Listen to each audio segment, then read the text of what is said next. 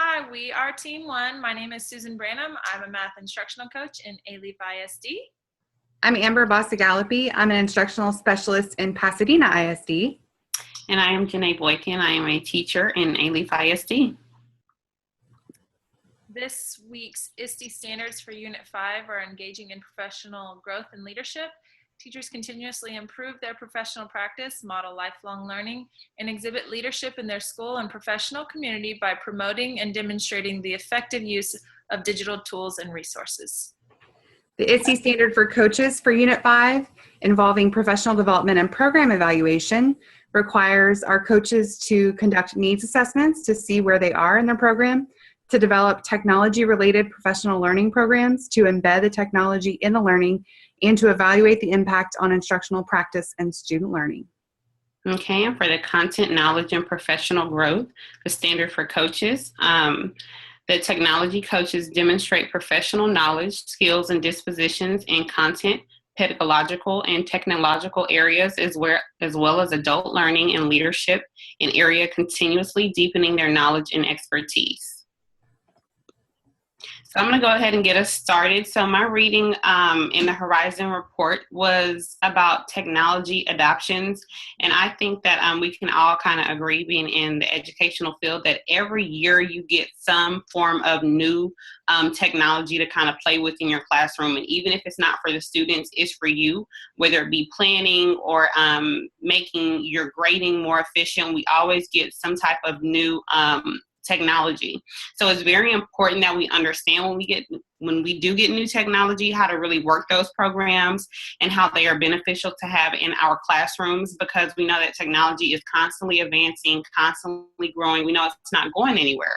So as we're getting these new technological adoptions from our districts, it's really important that we really learn how to use them within our classrooms so that our students are engaged. And it really is a new way for our students to learn.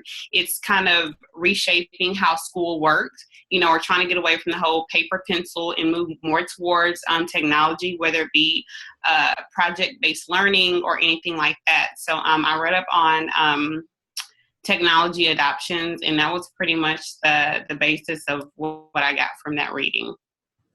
Sounds good. I read the K-12 2016 Horizon Report, which is still in progress. So that was really interesting for me to go and see how it looks before it's finalized. And it was like a wiki layout where people added their input. And I focused on coding because that is really interesting to me, because I never learned it. And I remember my friends learning it growing up.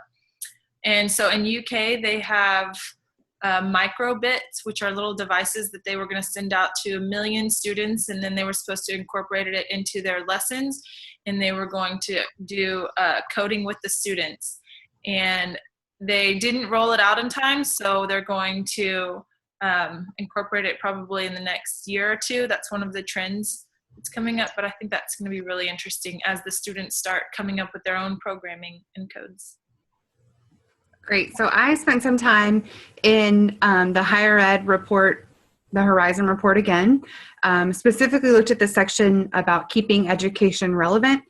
One of the things that they were discussing in this Horizon Report was that a college degree no longer guarantees employment. And so the challenge for higher ed institution is to think about how to keep the relevance for attending higher ed if that's no longer an employment guarantee.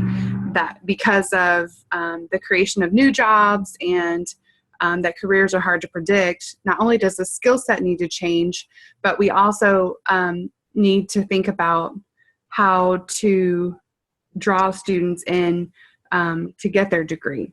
So I was thinking about a family friend of mine that recently graduated, went straight through, got their undergraduate degree, and then immediately got their master's degree, and then exited with a huge mountain of student loan debt and no career. So I think it's obviously there's a pain point there and a need to think about how to redesign higher education for relevance and then just appropriateness, that students can go in and come out with a good debt skill ratio so that they can have like a financially secure future. I agree. That's definitely relevant. Yes, I absolutely agree. Thank you guys. Bye. Bye. That's